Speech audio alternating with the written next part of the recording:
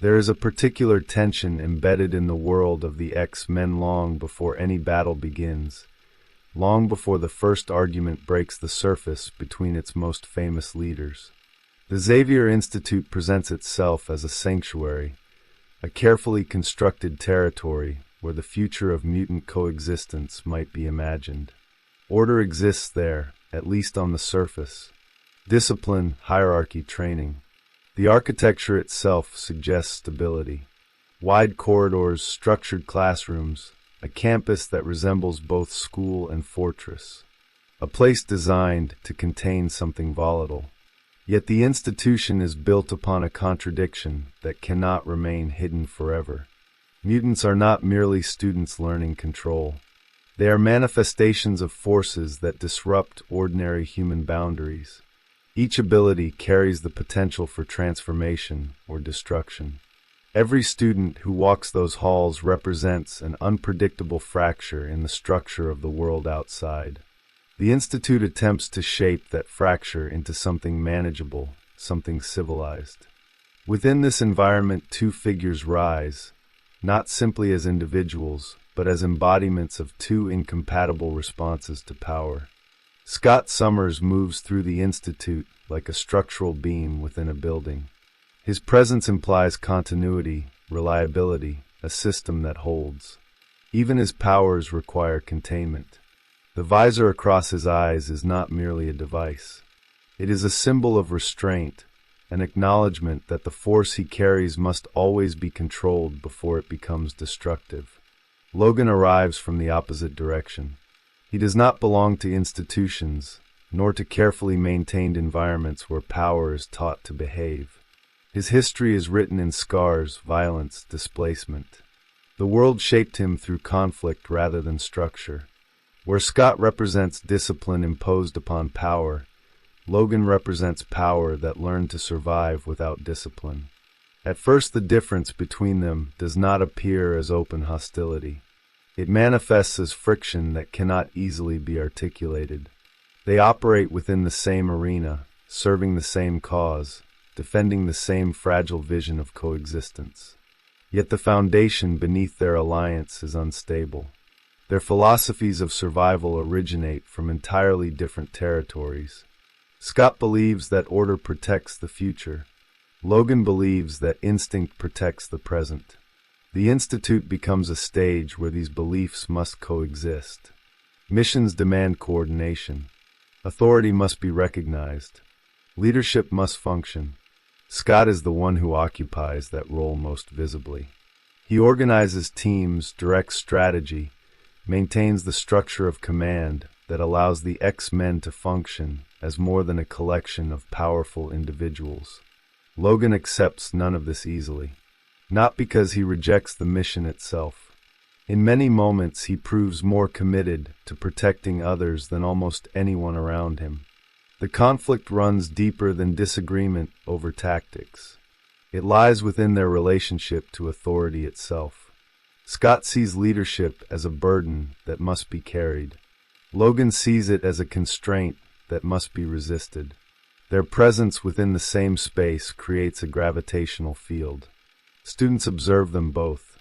Teammates align themselves unconsciously with one approach or the other.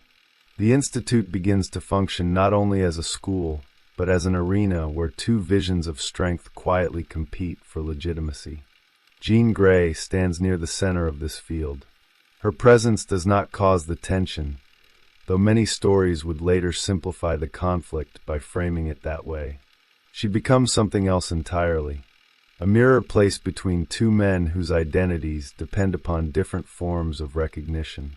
Scott looks at Jean and sees confirmation of the world he is trying to maintain.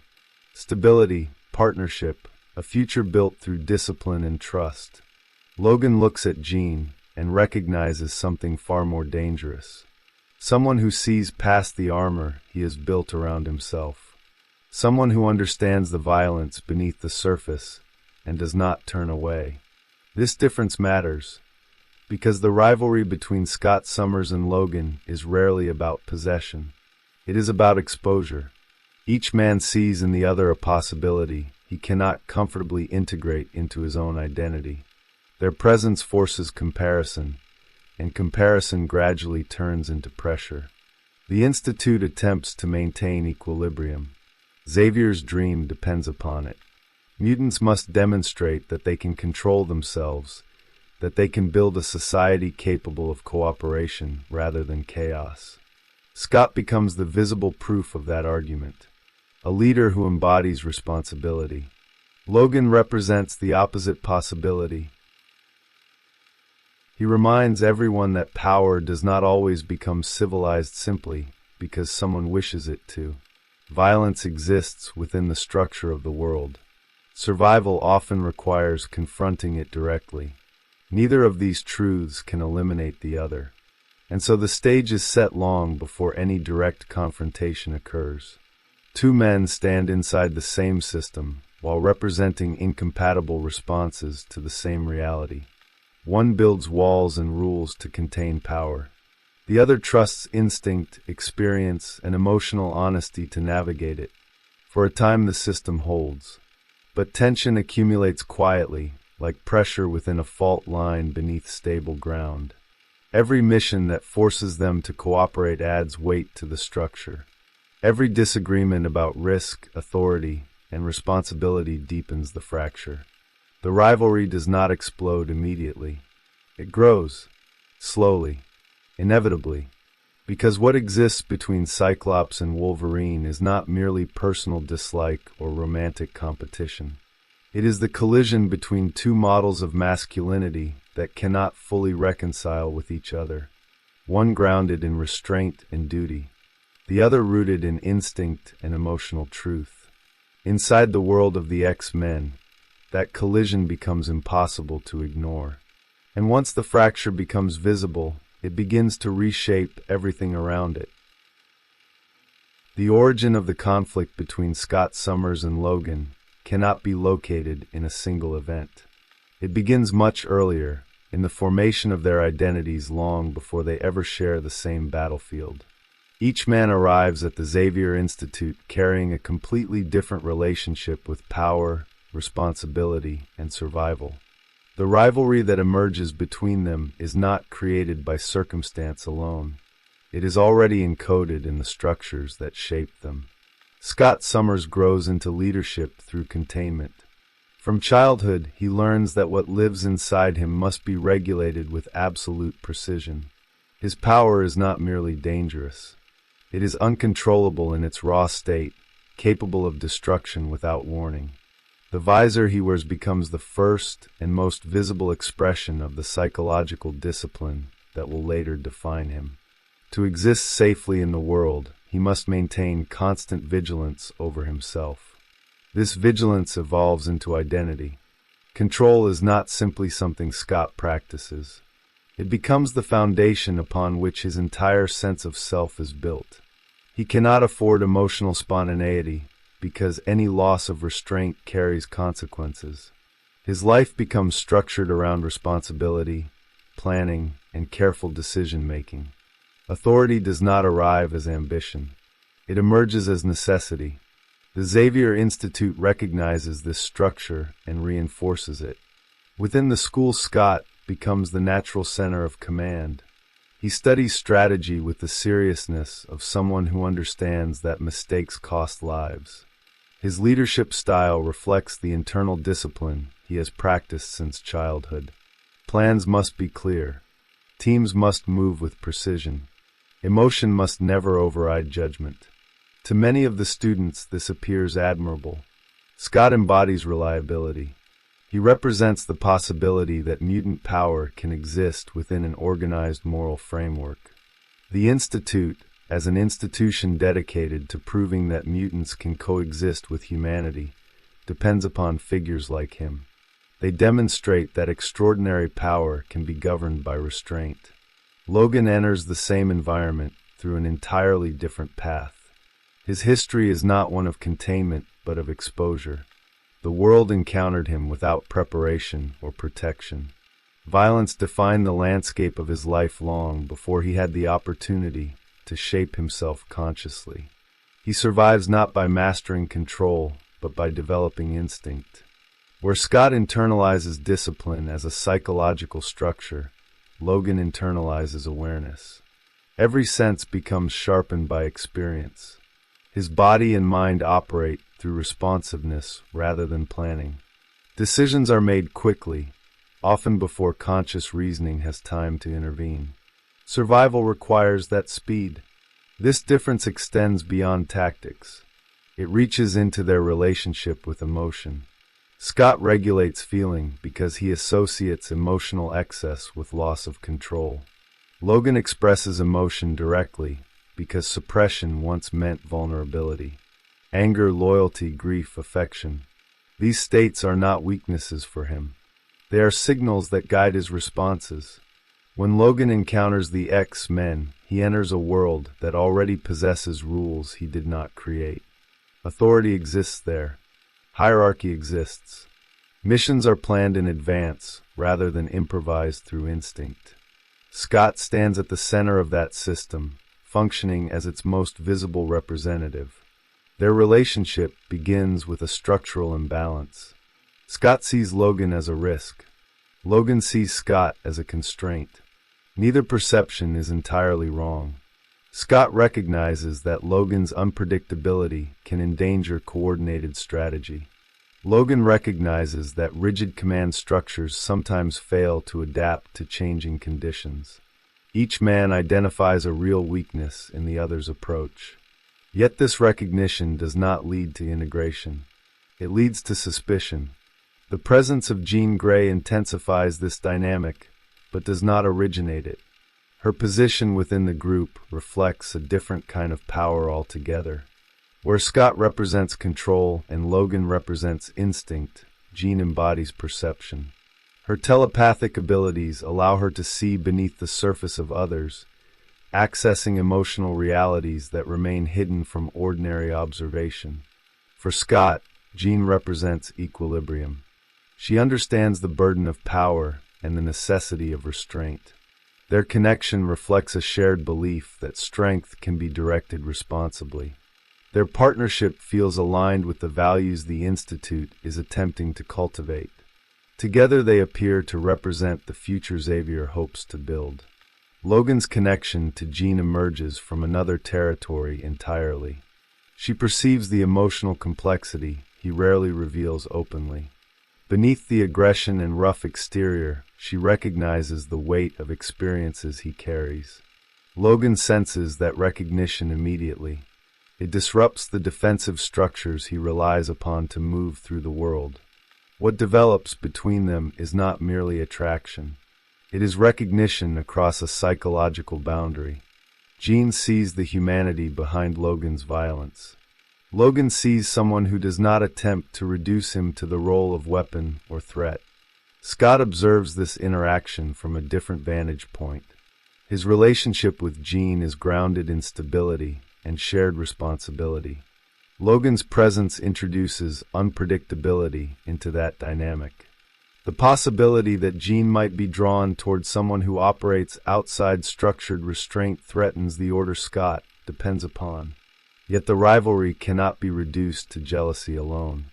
The deeper conflict lies in the reflection each man sees in the other. Scott represents the version of strength that society accepts. Disciplined, responsible, structured around duty. Logan represents something older and more volatile. Strength that emerges from instinct, from the capacity to survive brutality without losing the ability to act. Each man senses that the other exposes something incomplete within himself. Scott recognizes that Logan possesses a freedom he cannot allow himself to experience. Logan recognizes that Scott possesses a legitimacy he has never fully been granted. The Xavier Institute attempts to reconcile these forces under a single banner. Its mission demands cooperation among individuals who embody radically different relationships to power. For a time the structure holds. Missions are completed. Threats are confronted. The team functions. But the underlying tension does not disappear. Every decision Scott makes as leader becomes a test of Logan's patience with authority. Every moment Logan disregards protocol becomes a challenge to Scott's belief in disciplined command. The rivalry grows not through singular dramatic confrontations, but through repeated collisions between incompatible instincts. The battlefield amplifies these collisions. In moments of crisis, the difference between strategy and instinct becomes impossible to ignore. Scott directs teams from a position of calculated oversight. Logan moves toward danger directly, guided by immediate perception rather than structured planning. Both approaches succeed at different moments. Both fail at others. The team observes this pattern and responds unconsciously. Some members gravitate toward Scott's stability. Others respond to Logan's authenticity and emotional directness. The Institute becomes a territory divided not by official factions, but by subtle alignments of belief. Within that environment, Jean remains a central presence. Her ability to perceive the emotional currents beneath the rivalry places her in an impossible position. She understands the strengths and vulnerabilities of both men. She sees the admiration they refuse to acknowledge and the resentment they struggle to suppress. What neither Scott nor Logan fully articulates is the extent to which they mirror each other. Both are shaped by trauma. Both dedicate themselves to protecting others. Both carry the weight of power that can destroy if mishandled. Yet the strategies they adopt in response to those realities diverge completely. One builds systems to contain the chaos. The other learns to move within the chaos without illusion. Their rivalry, therefore, becomes inevitable, not because they hate each other, but because each one represents a path the other cannot fully accept without dismantling his own identity. The stage is no longer merely personal. It is philosophical, and the collision has only begun to take shape. The early missions of the X-Men provide the first arena where the differences between Scott Summers and Logan begin to transform from quiet friction into structural conflict. On the surface, these operations follow the familiar pattern of superhero narratives. Threat emerges, the team responds. The objective is containment or rescue. Yet beneath the choreography of action, something more subtle unfolds. Every mission becomes a test of authority, instinct, and legitimacy. Scott approaches the battlefield as an extension of the command room. Strategy begins long before the team arrives at the scene. Terrain is analyzed, contingencies are mapped. Each member receives a role designed to minimize chaos and maximize coordination. The structure resembles a carefully constructed architecture where every beam supports the others. Within that structure, Scott functions as the central pillar. Without clear command, the system collapses. Logan moves through the same operations with an entirely different orientation. For him, the battlefield is not an architectural space. It is a living environment filled with unpredictable variables that no plan can fully anticipate. Smell, sound, subtle shifts in movement. His senses absorb information too quickly to be translated into strategic diagrams. Decisions arise from immediate perception rather than premeditated instruction. The first visible clashes between them emerge in these moments of tactical divergence. Scott demands adherence to plan because he believes coordination protects the team from unnecessary risk. Logan ignores certain commands because he believes hesitation can cost lives. Each believes he is acting responsibly. Each sees the other's approach as dangerous. Observers within the team begin to notice the pattern. When Scott speaks over the communicator, his voice carries authority that implies structure and discipline. When Logan breaks formation and moves toward danger alone, the gesture carries a different kind of authority. It signals trust and instinct, confidence in one's ability to confront chaos directly. Neither model can easily discredit the other because both produce results. Scott's strategies prevent disasters that could occur if powerful individuals acted independently. Logan's improvisation resolves situations that structured plans could not adapt to quickly enough. The problem is not effectiveness. It is legitimacy. Leadership within the X-Men demands that one philosophy eventually dominate the other.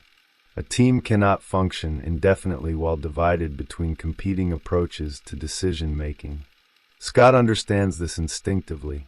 His authority must remain unquestioned if the structure of command is to hold.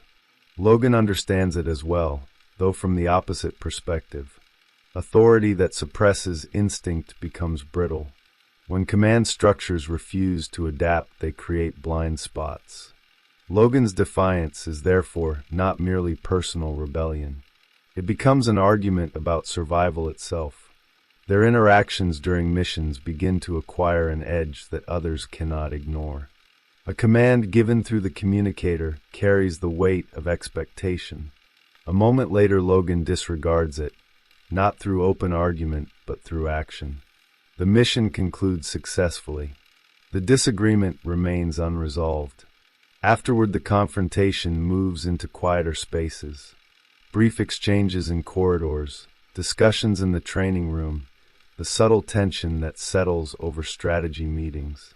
Scott's language becomes more rigid as he attempts to reinforce discipline.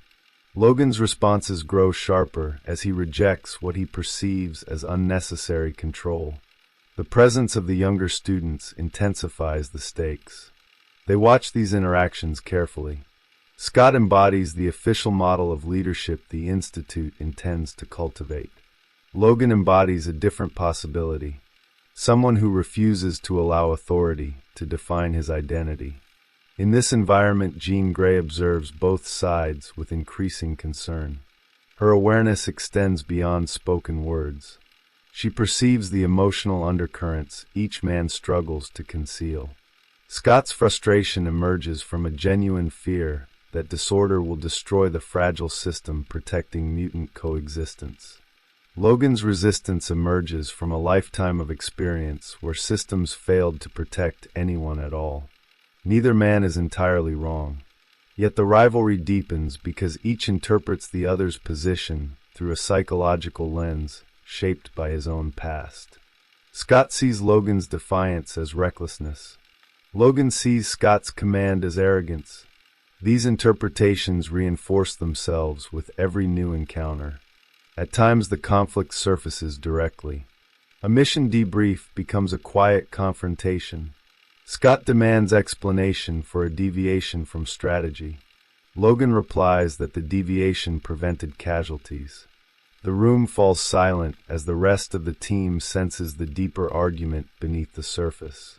Scott insists that discipline exists for a reason. Logan replies that survival does not always follow rules. The conversation ends without resolution because resolution would require one of them to concede something fundamental about his understanding of strength. Neither is prepared to do that. Gradually, the rivalry begins to influence the structure of the team itself. Certain members gravitate towards Scott's clarity and sense of responsibility. Others respond to Logan's authenticity and emotional honesty. The Institute does not officially divide, yet subtle alignments emerge through everyday interaction. Training exercises reveal the divide most clearly. Under Scott's leadership, the sessions resemble military preparation. Precise formations, calculated drills, emphasis on coordination. Under Logan's guidance, the exercises shift toward adaptability and resilience. Students learn to respond to unexpected situations rather than follow predetermined patterns. Both forms of training prove valuable. Both expose limitations within the other. The symbolic territory of the Institute begins to resemble a field under invisible tension. Two gravitational centers influence the movement of everyone around them. Scott represents the structured center of authority. Logan represents the unpredictable frontier where instinct operates without permission. Jean remains the only person who moves freely between these territories. Her relationship with Scott reflects partnership built upon mutual trust and shared responsibility. Her connection with Logan reflects understanding that reaches beneath surface behavior. She recognizes the emotional logic driving both men, even when they cannot articulate it themselves. This position places her within the center of the rivalry without making her its origin. Scott becomes aware of Logan's emotional proximity to Jean. Logan becomes aware that Scott perceives that proximity as a threat to stability. The tension surrounding leadership now intersects with the tension surrounding intimacy. Still, the rivalry does not explode into open hostility. Instead, it accumulates pressure. Every mission adds weight to the structure. Every disagreement introduces another fracture into the foundation. The team continues to function. Victories occur. Threats are defeated. The Institute remains intact. Yet beneath that appearance of order, the psychological conflict between Cyclops and Wolverine continues to grow, shaping the identity of the X-Men long before either man fully understands what the rivalry will eventually become. The arena has been established. The next stage will force that rivalry into sharper form. The rivalry between Scott Summers and Logan reaches a new phase when the battlefield stops being merely tactical and begins to expose deeper questions about legitimacy. Early confrontations could still be interpreted as disagreements over method, strategy against instinct, planning against improvisation. Yet as the X-Men confront increasingly complex threats, the tension between the two men begins to reveal something more fundamental. Their conflict is not only about how power should be used. It is about who has the right to define what power means. Scott occupies a visible position at the center of the team's hierarchy.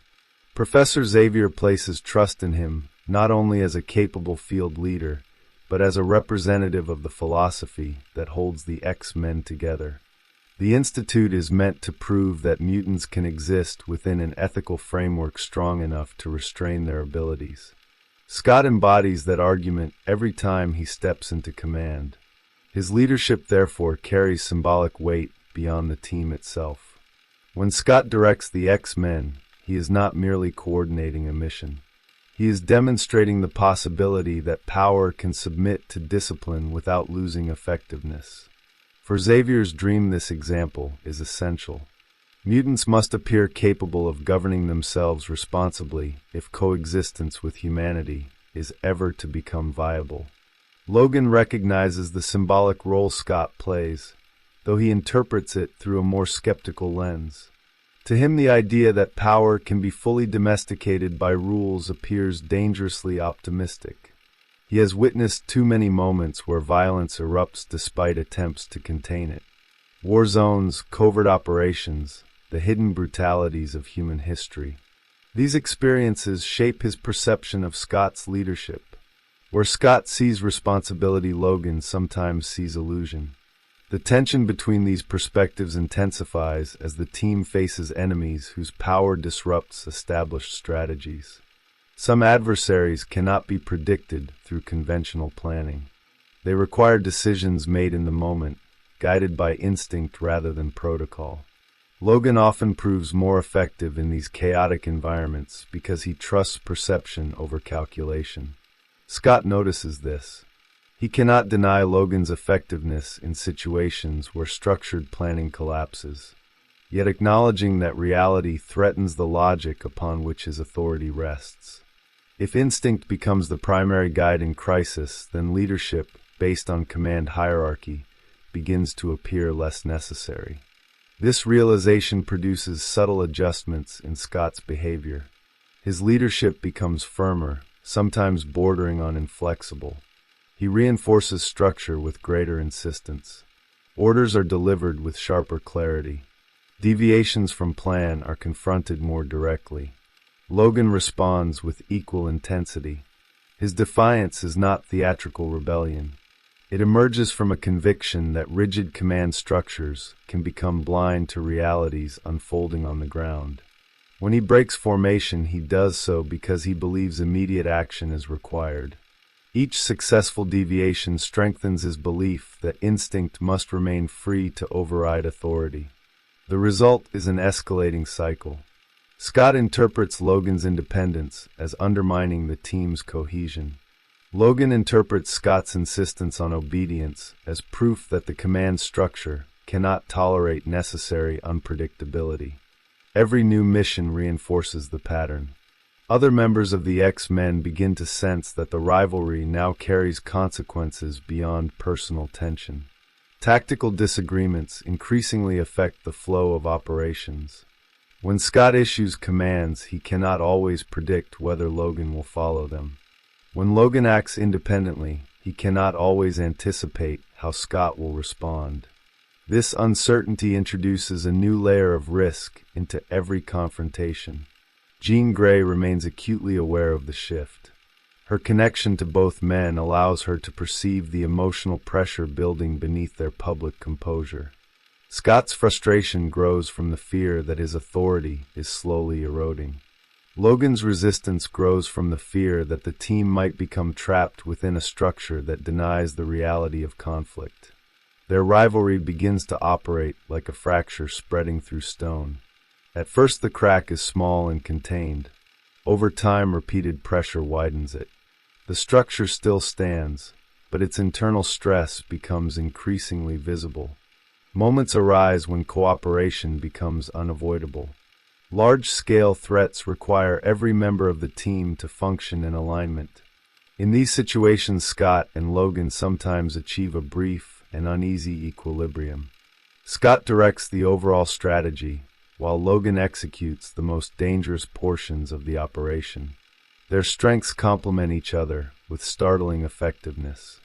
These moments reveal something neither man fully acknowledges. They are capable of extraordinary collaboration.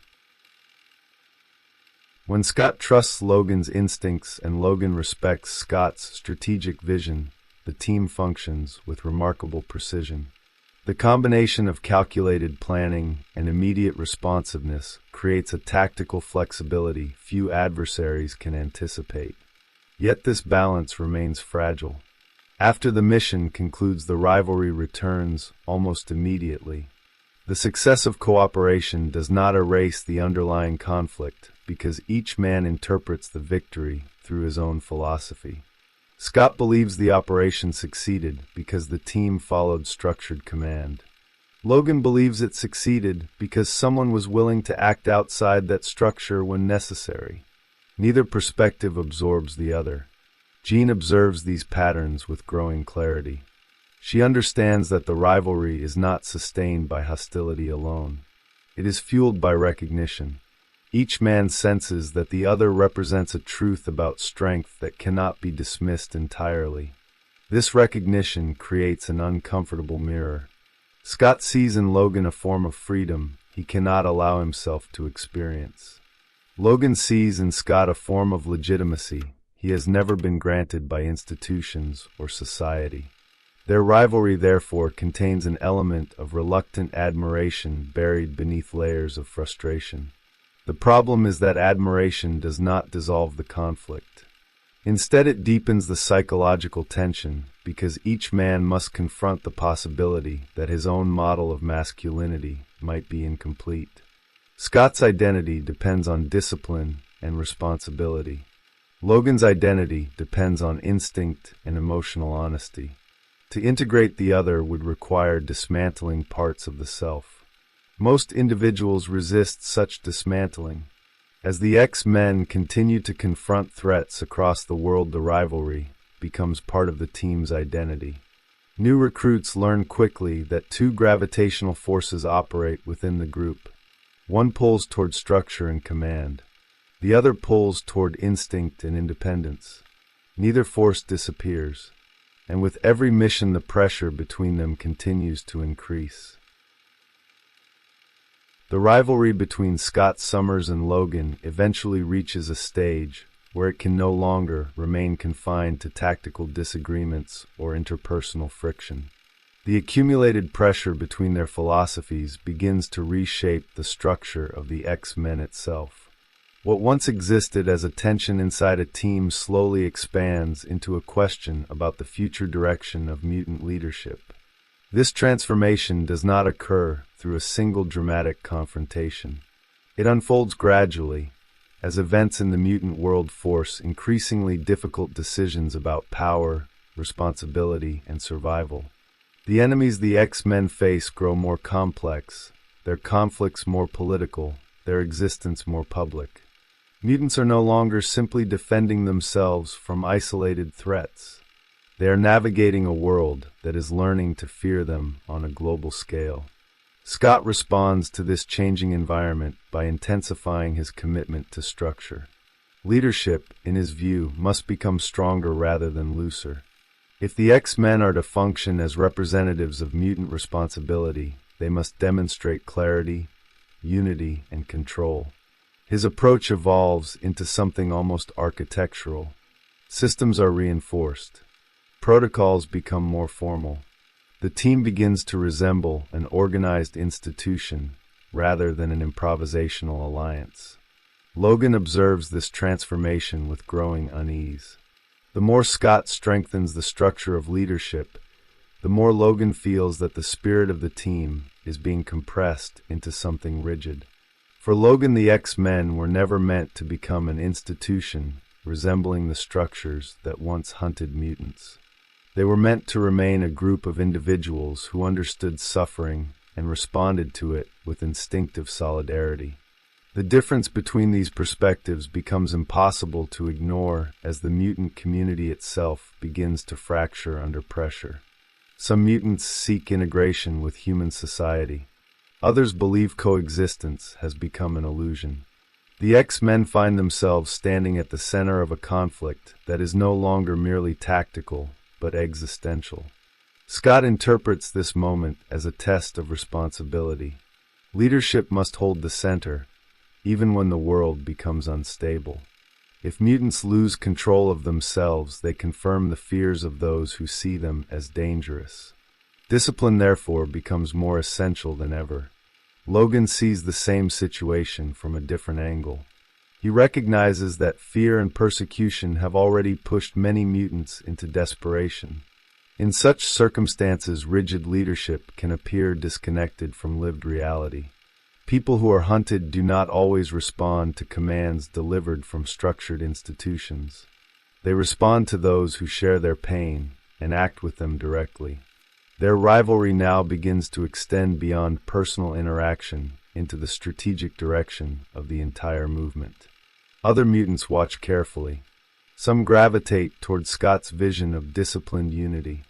Others are drawn toward Logan's model of leadership grounded in experience and emotional authenticity. The Xavier Institute itself becomes a symbolic territory where these visions collide. Its halls once represented a stable center where mutants could learn control and cooperation. Now the same space begins to feel like contested ground. Every training session, every strategy meeting, every mission briefing carries the quiet awareness that the future of mutant identity is being negotiated in real time. Jean Grey remains positioned at the center of this evolving conflict, yet her role changes as the stakes grow larger. Earlier tensions between Scott and Logan could still be interpreted through the lens of personal relationships. Now the rivalry touches something far broader. It concerns the meaning of leadership and the nature of strength itself. Jean perceives how both men are being pulled toward increasingly defined positions. Scott moves closer to the role of institutional leader, the figure who must hold the structure together even when others doubt it. Logan moves closer to the role of the outsider who challenges the structure when it becomes too rigid to reflect reality. This polarization produces moments where the conflict surfaces openly. Strategy discussions evolve into ideological debates. Scott argues that leadership requires restraint even when restraint feels frustrating. Logan argues that restraint can become paralysis when circumstances demand action. Neither argument can fully silence the other because both are rooted in genuine experience. The X-Men themselves feel the consequences. Younger members begin to question what kind of future they are preparing for. Should mutants seek acceptance through discipline and cooperation, proving that they can live within the structures of society? Or should they accept that survival sometimes demands resistance to those structures? Scott continues to lead missions with calculated precision. His presence provides stability during moments of chaos. Logan continues to confront threats with direct intensity. His presence reminds the team that the world they inhabit is not governed by polite rules. Their interactions grow more restrained rather than more explosive. The rivalry has matured into something colder and more deliberate. Each man recognizes the other as a force that cannot be ignored. Neither expects the conflict to disappear. Yet beneath the tension, something else remains visible. In moments of extreme danger, they still protect each other without hesitation. When the battlefield becomes overwhelming, Scott trusts Logan to confront threats no one else can reach.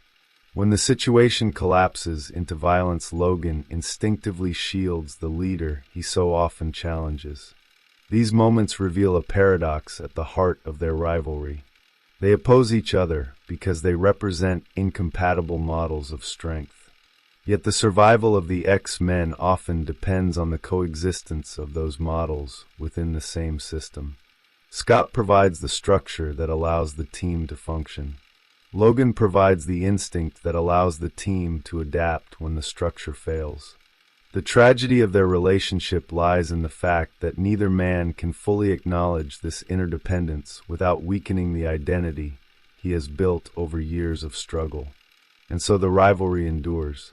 Not as a simple contest of ego or jealousy, but as a structural tension embedded within the very idea of what the X-Men are meant to be. The arena has widened. The stakes have grown. What began as friction between two personalities has evolved into a philosophical conflict about power, leadership, and survival. The consequences of that conflict will extend far beyond the battlefield. Once the rivalry between Cyclops and Wolverine moves beyond the immediate arena of missions and team leadership, it begins to acquire a second life within the culture surrounding the X-Men. The conflict stops being merely internal to the narrative and becomes something audiences interpret, debate, and project onto their own understanding of strength and masculinity. The two characters evolve into symbolic positions within a wider cultural conversation. Cyclops represents a particular vision of authority that resonates with societies built upon institutions. He is the figure who accepts responsibility, even when that responsibility limits his personal freedom. The visor across his eyes becomes an image that audiences intuitively recognize. Power that must remain contained. Strength that exists only because it is restrained. His identity depends upon discipline not because discipline is comfortable, but because the alternative would lead to destruction. Within the symbolic landscape of popular culture, this model of masculinity has deep roots. It reflects the archetype of the responsible leader, the individual who carries the burden of order so that others can live within stability. His authority does not arise from charisma alone, but from reliability. When Scott Summers speaks, the expectation is that others will follow because his judgment has been proven through repeated acts of responsibility. Wolverine occupies a different symbolic territory altogether. He represents a model of masculinity grounded in instinct, survival, and emotional honesty. His scars, both physical and psychological, signal a life lived outside the protections offered by institutions.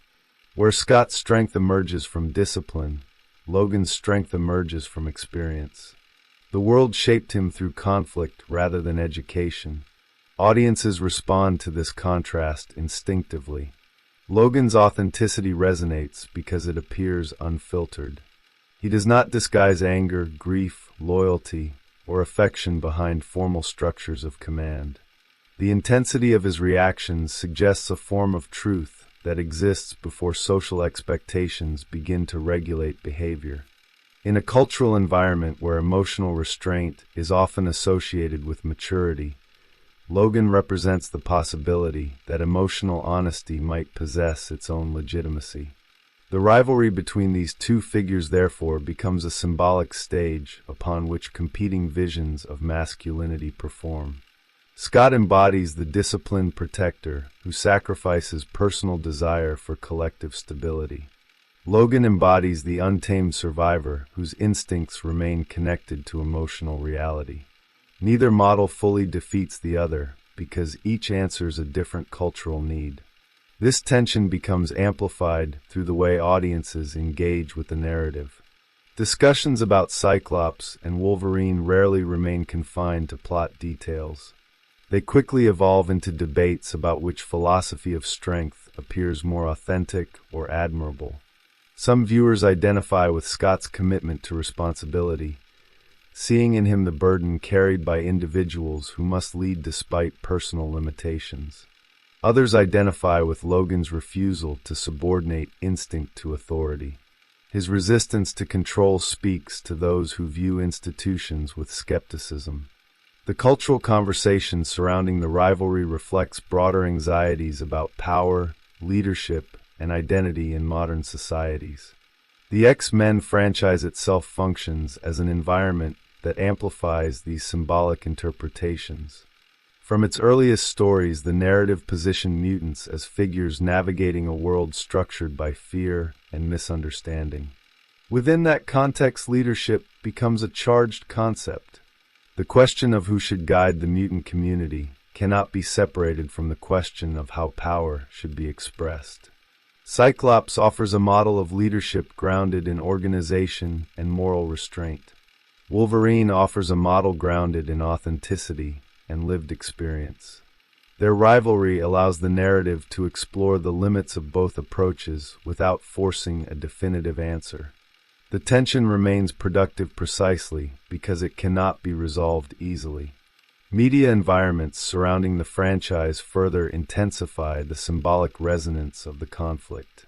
Films, animated series, and comic book reinterpretations repeat the rivalry across different cultural moments. Each adaptation re-examines the relationship through the lens of its own historical context. In some versions, Cyclops appears as the necessary strategist who maintains order within chaos. In others, Wolverine emerges as the more emotionally compelling figure whose authenticity exposes the limitations of rigid authority. This repetition gradually transforms the rivalry into a cultural myth. Even individuals unfamiliar with specific storylines recognize the underlying dynamic. Two men stand on opposite sides of a philosophical divide while defending the same cause. One trusts structure, the other trusts instinct. Such conflicts resonate because they mirror tensions present in real societies. Institutions require discipline to function. Communities require authenticity to remain connected to lived experience. When either force dominates completely, the system becomes unstable. Too much structure leads to rigidity. Too much instinct leads to fragmentation. The rivalry between Cyclops and Wolverine dramatizes this balance through personal conflict. Their disagreements make visible the invisible pressures operating within social systems. Leadership cannot exist without authority, yet authority risks becoming disconnected from the realities it attempts to govern. Instinct preserves adaptability, yet instinct without structure struggles to coordinate collective action. Within the narrative of the X-Men, these tensions appear through missions, arguments, and shifting alliances. Outside the narrative, they appear through cultural interpretation. Fans discuss the rivalry not merely as entertainment, but as a reflection of real dilemmas concerning power and identity. Jean Grey's presence within this symbolic field adds another dimension to the cultural reading of the conflict. She is often interpreted as the emotional center between the two men, yet her role functions at a deeper symbolic level. Jean represents perception, the capacity to see beneath the surfaces of competing identities. Her relationship with both Scott and Logan reveals the vulnerability each man conceals behind his chosen model of strength. Through Jean, the narrative reminds audiences that neither discipline nor instinct fully captures the complexity of human experience. Scott's restraint hides profound emotional pressure.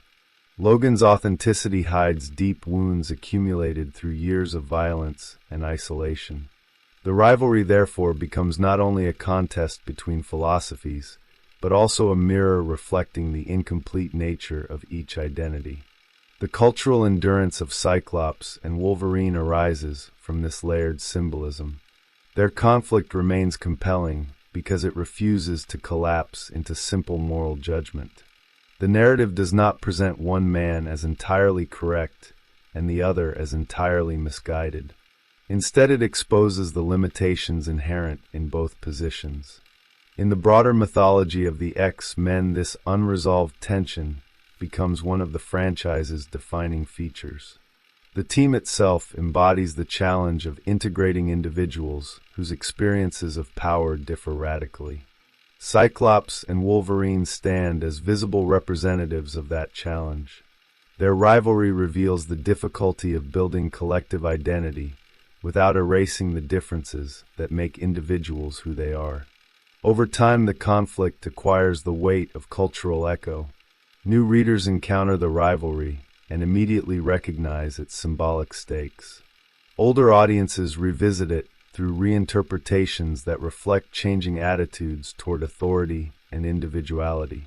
The characters themselves evolve across decades of storytelling, yet the core tension remains intact. Two figures share the same battlefield while representing incompatible visions of strength. The culture surrounding them continues to debate which vision feels more truthful. And the rivalry remains alive precisely because the answer never becomes final. By the time the rivalry between Cyclops and Wolverine settles into the mythology of the X-Men, it no longer functions as a temporary narrative tension. It becomes a structural feature of the universe itself, something embedded within the identity of the team and the broader imagination surrounding mutant culture.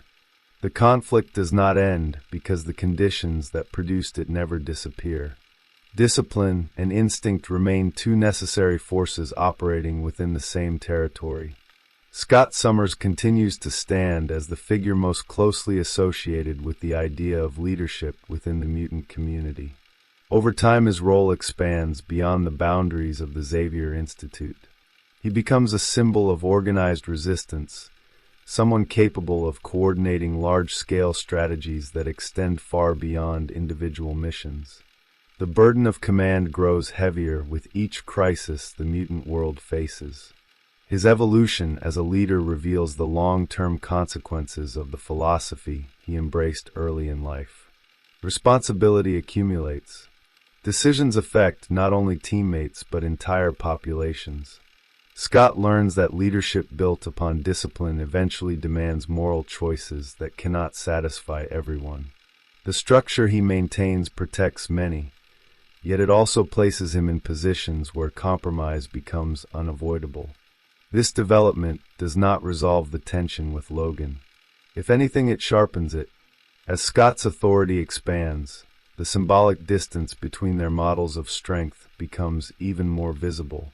Cyclops represents the possibility that mutants can function as a coordinated society, governed by rules and collective responsibility. Wolverine represents the reminder that survival often emerges from individuals who refuse to allow structures to define them completely. Logan's trajectory unfolds along a different path. While Scott moves closer to institutional authority, Logan remains associated with the frontier of the mutant experience. He is the one who travels through darker territories where the rules maintained by the Institute no longer apply. His presence appears whenever the narrative enters spaces defined by moral ambiguity or violence beyond the reach of organized leadership. Yet his role evolves as well. Over time, Logan becomes something more than a lone survivor acting purely on instinct. His relationships with younger mutants gradually transform him into an unlikely mentor. Students who struggle with anger, fear, or alienation often find guidance in the one figure who understands those emotions without judgment. This transformation reveals an unexpected dimension of Logan's character. The man who once resisted authority begins to embody a form of leadership rooted not in command, but in example.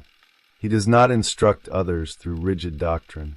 He demonstrates resilience through action. His influence spreads through experience rather than structure. The coexistence of these two forms of leadership becomes one of the defining features of the X-Men mythos. Scott organizes the system that protects the mutant community. Logan reminds that community of the emotional truths that systems alone cannot preserve. Each man guards a different territory within the same larger struggle. Their rivalry never fully disappears because neither philosophy becomes obsolete. Periods of stability favor Scott's disciplined leadership. Periods of crisis highlight the necessity of Logan's instinctive approach. The mutant world moves back and forth between these states, ensuring that both models remain relevant. Jean Grey continues to function as a quiet axis connecting these opposing forces. Her presence reveals that the rivalry was never simply about competition for affection or recognition. She understood the psychological logic driving both men long before they were capable of articulating it themselves. Her role in the narrative often serves as a reminder that perception can exist beyond the boundaries of competing identities. Through Jean, the story exposes the emotional complexity hidden beneath the rivalry. Scott's restraint conceals fear of losing control and harming those he wishes to protect. Logan's aggression conceals a longing for connection that his violent past made difficult to express. These hidden dimensions prevent either character from becoming a simple symbol of his philosophy. The enduring power of their conflict lies in its refusal to produce a final victor. Audiences who encounter the rivalry across decades of storytelling continue to see reflections of their own questions about authority and individuality. Some interpret Cyclops as the necessary guardian of collective stability. Others see Wolverine as the embodiment of personal authenticity, resisting the pressure of conformity. The narrative never resolves which interpretation is correct because both contain elements of truth. Human communities require structure to survive. Individuals require instinct and emotional honesty to remain connected to reality. When either force attempts to eliminate the other, the system loses balance. Within the mythology of the X-Men, Cyclops and Wolverine stand as living representations of this equilibrium. Their rivalry reveals the difficulty of integrating opposing truths within a single identity or institution. The tension between them becomes a form of narrative gravity, holding the larger story in motion. Even when the characters move through different phases of their lives, the echo of their conflict remains present. New teams form. New leaders emerge. Younger mutants interpret their legacy in different ways. Yet the symbolic opposition between disciplined authority and instinctive survival continues to shape how those stories unfold. The rivalry, therefore, does not end. It settles into the architecture of the myth. Two men who began as teammates remain bound together by a conflict neither of them can fully resolve. One stands as the architect of order. The other walks the frontier where order cannot reach. Each protects something the other cannot entirely accept. And within the world of the X-Men, that unresolved tension continues to define what strength looks like when power, responsibility, and survival share the same battlefield.